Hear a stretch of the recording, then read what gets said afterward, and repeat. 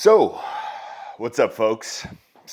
Folks, we got a pretty interesting one today. So, New York is pretty much known as an iconic place. Donald Trump built most of his career out there. We got the Yankees that completely blew it in the World Series. Another thing that New York is known for is their massive amount of gun control. Now, what people don't know is not all of New York is the big city. There are country parts of New York, and it's just kind of an odd thing how entire states decide on gun control for the entire state versus, I don't know, maybe just a city. That's a problem. I really don't know how states sit there and say, okay, well, New York needs massive amounts of gun control, which it doesn't, obviously. But then rural parts of New York need it too.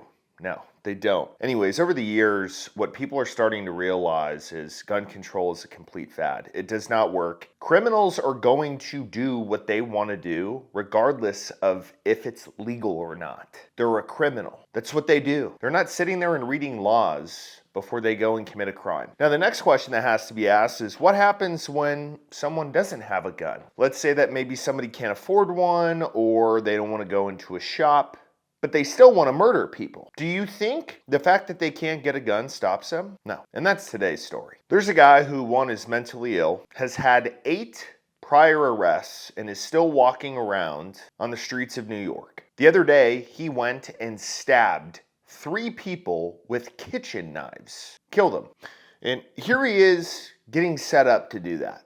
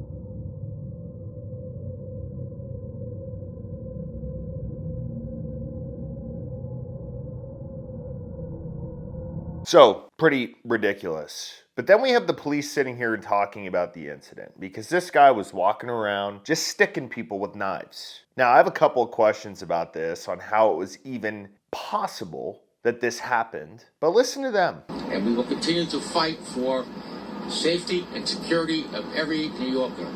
For some additional details on these incidents, I'll turn it over to Chief of Detectives Joe Kenny. Thank you. The information I'm about to get to is preliminary, as our investigation is still ongoing. I'm going to discuss the 3 stabbing incidents that occurred this morning in the 10th, 13th, 17th precincts here in Manhattan. These random attacks left 2 innocent victims dead and another one fighting for her life. I will not be releasing the victims' names at this time. We're still waiting to notify their families. We do have a suspect in custody, and we are not looking for any other perpetrators at this time. Incident number 1 occurs in the confines of the 10th precinct. Today, at 8:22 a.m. in front of 444 West 19th Street. Our victim is a male Hispanic, 36 years old. He's standing in front of a construction site where he is employed, when without warning, he is stabbed in the abdomen. The assault appears to be unprovoked at this time. The perpetrator fled southbound on 9th Avenue. Our victim was removed to Bellevue Hospital, where he was pronounced dead at 8:50 in the morning. Witnesses stated that the perpetrator was a male, light-skinned, in his 60s with a beard. He was wearing a gray shirt and a dark-colored ski hat. Witnesses described the knife as a kitchen knife. Okay, thanks for the update on what happened, brother. Why not talk about why it happened?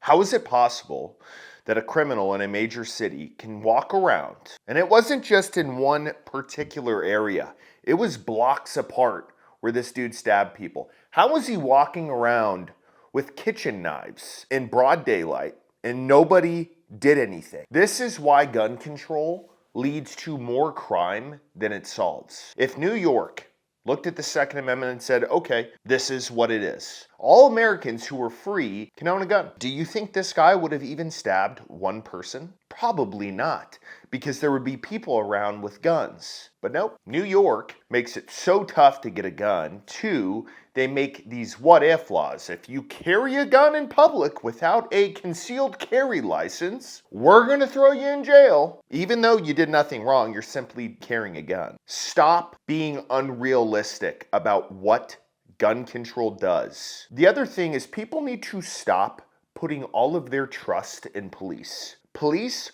are almost never going to be there when the initial incident goes down. There is not enough of them. How quick do you think it takes to stab somebody in the neck? A second? There would have to be a designated cop for every civilian for them to be able to stop that, and they probably still wouldn't be able to. So where does that leave us? Where does it leave us in America in terms of how we keep each other safe, how we protect ourselves? It leaves us at the point of, it's on us. You are not in charge of my safety. The police isn't. The government isn't. If I'm walking around and somehow someone is able to walk up to me with kitchen knives and somehow stab me, that's on me. Now, that's not something that I think would happen to me and most of us here because we all carry guns. If we see some dude in rubber gloves walking around like this with kitchen knives, yeah, I'm probably gonna pump a couple of rounds into you, dude, because I'm not taking a chance. Now the question becomes, what happens after the fact? We live in a world where everybody wants to sue each other. We live in a world where every DA wants to charge everyone for everything. So if one of these people had a gun, do you think they would be charged? What would be the excuse? Oh no, the guy wasn't going around trying to kill people. He was just, I don't know, open carrying knives. You know the excuses they come up with. This situation is one of the biggest reasons why I recommend Attorneys on Retainer to everyone who watches. Attorneys on Retainer is there for that incident in your life where you have to defend yourself and some woke DA charges you. They handle everything from bail coverage, everything up and until the trial, expert witnesses, all of the costs involved. And if you take a deal or somehow you're convicted, they're not asking for their money back like some of these other insurance carriers have in their contract. So we're giving you $50 off your individual sign-up fee. It only takes one of these situations to lose your freedom forever. Make sure you're protecting your freedom with Attorneys on Retainer.